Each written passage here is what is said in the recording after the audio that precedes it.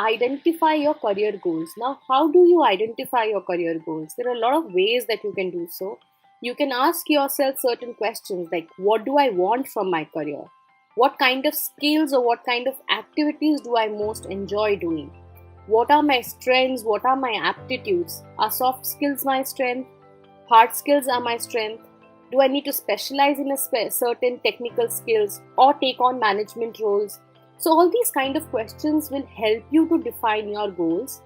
And if the current audience that we have is, I assume that most of the audience we have is either they are dental students or they are dental graduates or practicing dentists. So for all those people, when I say if you're pursuing dentistry, you need to define for yourself that what do you want from your career. At the end of your graduation, do you want to go into private practice, or do you want to work somewhere under somebody? You want to work with a hospital? You want to pursue post-graduation? You want to get into management? So what exactly are you looking for in your career? And why have you pursued dentistry? Is something that you need to answer for yourself.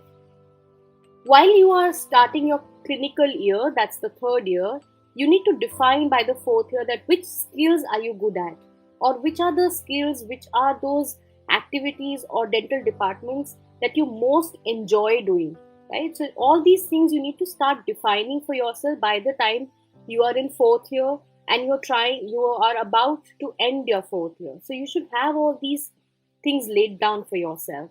Similarly, work on your strengths and aptitudes. So if you think that soft skill are your strengths, you can convince patients very quickly, or you are very good at meeting new people. If these are your strengths, work on those strengths. Find out path which will help you to build up these strengths, right? And then finally, if there is a particular skill that you think that you need to master on, then please go ahead and do a master's course. If you think that you're apt for a management role, then go towards the management side. So whatever all these kind of things you need to define for yourself, and always remember that whatever career goals you are defining, these goals should be SMART. Now when I say SMART, in the SMART definition, S basically stands for specific, M stands for measurable, A stands for achievable, R stands for relevant, and T is for time bound, right? So when we say SMART, specific, measurable, achievable, relevant, and time bound, your goals should be such that they should be very specific. They should be such that you can measure, or you have some metrics attached to your goal.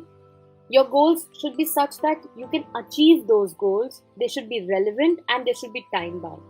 Just to give you an example over here, if you think that you have to, after you pursue or you finish your graduation, you have good hands-on practice during your internship year, and you want to settle down or you want to set up your private practice. Now, this is your goal, that you want to set up your private practice in the very first year, right? How are you going to set up? So define smaller goals now. So in the third year, I'm going to define which location you're going to, set up in. You need to define how much capital do you have to invest.